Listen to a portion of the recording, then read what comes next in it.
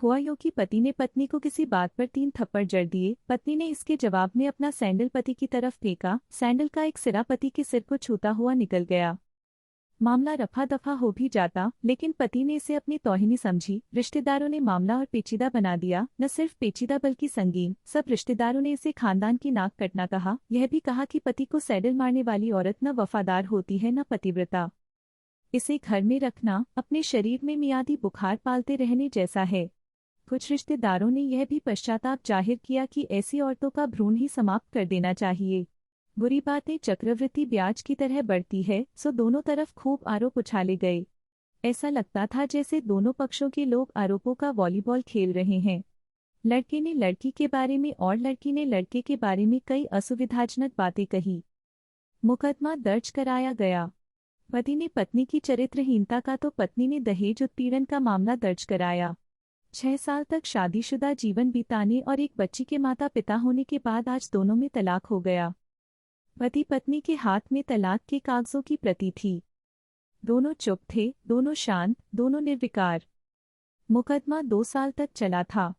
2 साल से पत्नी अलग रह रही थी और पति अलग। मुकदमे की सुनवाई पर दोनों को आना होता। दोनों एक दूसरे को देखते जैसे चकमक पत्थर आपस में रगड़ खा गए हों। दोनों गुस्से में होते। दोनों में बदले की भावना का आवेश होता। दोनों के साथ रिश्तेदार होते जिनकी हमदर्दियों में जरा जरा विस्फोटक पदार्थ भी छुपा होता।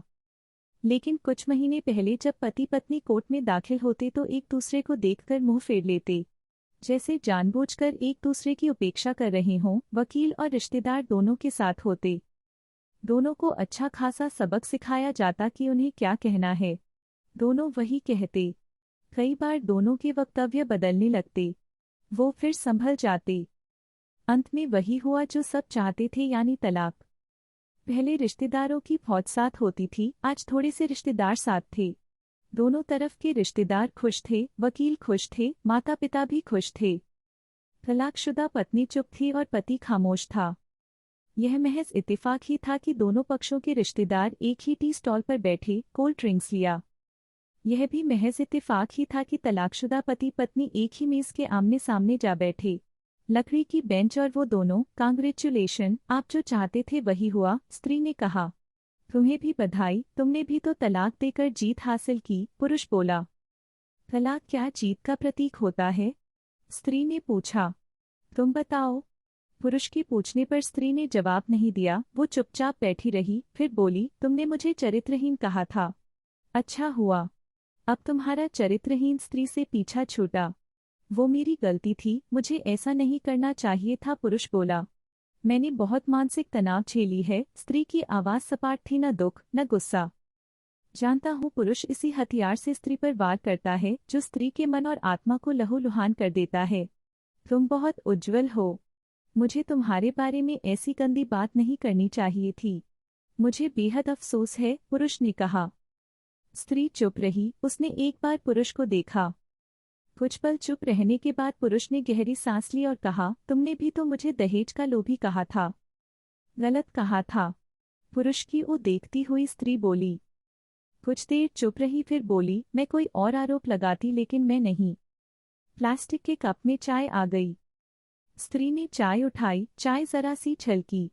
गर्म चाय स्त्री के हाथ पर गिरी। सी की आवाज निकली। पुरुष के गले में उसी क्षण ओह की आवाज निकली।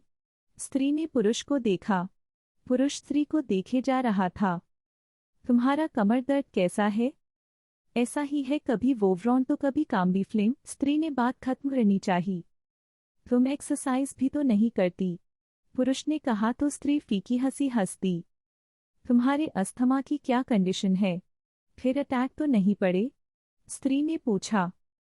अस्थमा डॉक्टर सूरी ने स्ट्रेन मेंटल स्ट्रेस कम करने को कहा है, पुरुष ने जानकारी दी। बुरी बातें चक्रवृद्धि ब्याज की तरह बढ़ती है, सो दोनों तरफ खूब आरोप उछाले गए। ऐसा लगता था जैसे दोनों पक्षों के लोग आरोपों का वॉलीबॉल खेल रहे हैं। लड़के ने लड़की के बारे में और लड़की ने लड़के के बारे में कई असुविधाजनक बातें कही। मुकदमा दर्ज कराया गया। पति ने पत्नी की चरित्रहीनता का तो पत्नी ने दहेज उत्पीड़न का मामला दर्ज कराया। 6 साल तक शादीशुदा जीवन बिताने और एक बच्ची के माता पिता होने के बाद आज दोनों में तलाक हो गया। पति पत्नी के हाथ में तलाक के कागजों की प्रति थी। दोनों चुप थे, दोनों शांत, दोनों निर्विकार। मुकदमा 2 साल तक चला था। 2 साल से पत्नी अलग रह रही थी और पति अलग। मुकदमे की सुनवाई पर दोनों को आना होता। दोनों एक दूसरे को देखते जैसे चकमक पत्थर आपस में रगड़ खा गए हों। दोनों गुस्से में होते। दोनों में बदले की भावना का आवेश होता। दोनों के साथ रिश्तेदार होते जिनकी हमदर्दियों में जरा जरा विस्फोटक पदार्थ भी छुपा होता। लेकिन कुछ महीने पहले जब पति पत्नी कोर्ट में दाखिल होते तो एक दूसरे को देखकर मुंह फेर लेते, जैसे जानबूझकर एक दूसरे की उपेक्षा कर रहे हों। वकील और रिश्तेदार दोनों के साथ होते। दोनों को अच्छा खासा सबक सिखाया जाता कि उन्हें क्या कहना है। दोनों वही कहते। कई बार दोनों के वक्तव्य बदलने लगते। वो फिर संभल जाते। अंत में वही हुआ जो सब चाहते थे, यानी तलाक। पहले रिश्तेदारों की फौज साथ होती थी, आज थोड़े से रिश्तेदार साथ थे। दोनों तरफ के रिश्तेदार खुश थे, वकील खुश थे, माता पिता भी खुश थे। तलाकशुदा पत्नी चुप थी और पति खामोश था। यह महज इत्तेफाक ही था कि दोनों पक्षों के रिश्तेदार एक ही टी स्टॉल पर बैठे कोल्ड ड्रिंक्स लिया। यह भी महज इत्तेफाक ही था कि तलाकशुदा पति पत्नी एक ही मेज के आमने सामने जा बैठे। स्त्री ने पुरुष को देखा, देखती रही एकटक, जैसे पुरुष के चेहरे पर छपे तनाव को पढ़ रही हो। इन्हेलर तो लेते रहते हो ना? स्त्री ने पुरुष के चेहरे से नजरें हटाईं और पूछा। हाँ, लेता रहता हूँ। आज लाना याद नहीं रहा, पुरुष ने कहा।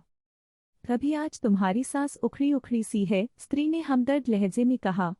हाँ, कुछ इस वजह से और कुछ। पुरुष कहते कहते रुक गया। कुछ तनाव के कारण, स्त्री ने बात पूरी की। पुरुष कुछ सोचता रहा, फिर बोला, तुम्हें 4 लाख रुपए देने हैं और 6,000 रुपए महीना भी। हाँ। फिर? स्त्री ने पूछा। वसुंधरा में फ्लैट है, तुम्हें तो पता है। मैं उसे तुम्हारे नाम कर देता हूँ। 4 लाख रुपए फिलहाल मेरे पास नहीं है। पुरुष ने अपने मन की बात कही। वसुंधरा वाले फ्लैट की कीमत तो 20 लाख रुपए होगी। मुझे सिर्फ 4 लाख रुपए चाहिए, स्त्री ने स्पष्ट किया। बिटिया बड़ी होगी, 100 खर्च होते हैं, पुरुष ने कहा। वो तो तुम 6,000 रुपए महीना मुझे देते रहोगे, स्त्री बोली। हाँ, जरूर दूंगा। 4 लाख अगर तुम्हारे पास नहीं है तो मुझे मत देना, स्त्री ने कहा। उसके स्वर में पुराने संबंधों की गर्द थी। पुरुष उसका चेहरा देखता रहा। कितनी सहृदय और कितनी सुंदर लग रही थी सामने बैठी स्त्री जो कभी उसकी पत्नी हुआ करती थी। स्त्री पुरुष को देख रही थी और सोच रही थी, कितना सरल स्वभाव का है यह पुरुष जो कभी उसका पति हुआ करता था। कितना प्यार करता था उससे। एक बार हरिद्वार में जब वह गंगा में स्नान कर रही थी तो उसके हाथ से जंजीर छूट गई। फिर पागलों की तरह वह बचाने चला आया था उसे। खुद तैरना नहीं आता था लाट साहब को और मुझे बचाने की कोशिशें करता रहा था। कितना अच्छा है। मैं ही खोट निकालती रही। पुरुष एकटक स्त्री को देख रहा था और सोच रहा था, कितना ध्यान रखती थी। स्टीम के लिए पानी उबालकर जग में डाल देती। उसके लिए हमेशा इन्हेलर खरीद कर लाती। सेरेटाइड आक्यूहेलर बहुत महंगा था। हर महीने कंजूसी करती, पैसे बचाती और आक्यूहेलर खरीद लाती। दूसरों की बीमारी की कौन परवाह करता है? ये करती थी परवाह। कभी जाहिर भी नहीं होने देती थी। कितनी संवेदना थी इसमें। मैं अपनी मर्दानगी के नशे में रहा। काश जो मैं इसके जज्बे को समझ पाता। दोनों चुप थे, बेहद चुप। दुनिया भर की आवाज़ों से मुक्त होकर खामोश। दोनों भीगी आंखों से एक दूसरे को देखते रहे। मुझे एक बात कहनी है, उसकी आवाज़ में झिझक थी। कहो, स्त्री ने सजल आंखों से उसे देखा। डरता हूँ, पुरुष ने कहा। डरो मत। हो सकता है तुम्हारी बात मेरे मन की बात हो, स्त्री ने कहा। तुम बहुत याद आती रही, पुरुष बोला। तुम भी, स्त्री ने कहा। मैं तुम्हें अब भी प्रेम करता हूँ। मैं भी, स्त्री ने कहा। दोनों की आंखें कुछ ज्यादा ही सजल हो गई थीं। दोनों की आवाज़ जज्बाती और चेहरे मासूम। क्या हम दोनों जीवन को नया मोड़ नहीं दे सकते? पुरुष ने पूछा। कौन सा मोड़?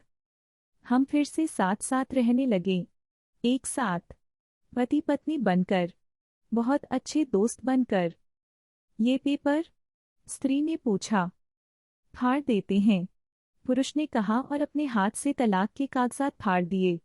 फिर स्त्री ने भी वही किया। दोनों उठ खड़े हुए, एक दूसरे के हाथ में हाथ डालकर मुस्कराए। दोनों पक्षों के रिश्तेदार हैरान परेशान थे।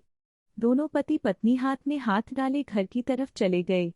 घर जो सिर्फ और सिर्फ पति पत्नी का था। डंडा। पति पत्नी में प्यार और तकरार एक ही सिक्के के दो पहलू हैं। जरा सी बात पर कोई ऐसा फैसला न लें कि आपको जिंदगी भर अफसोस हो। डंडा।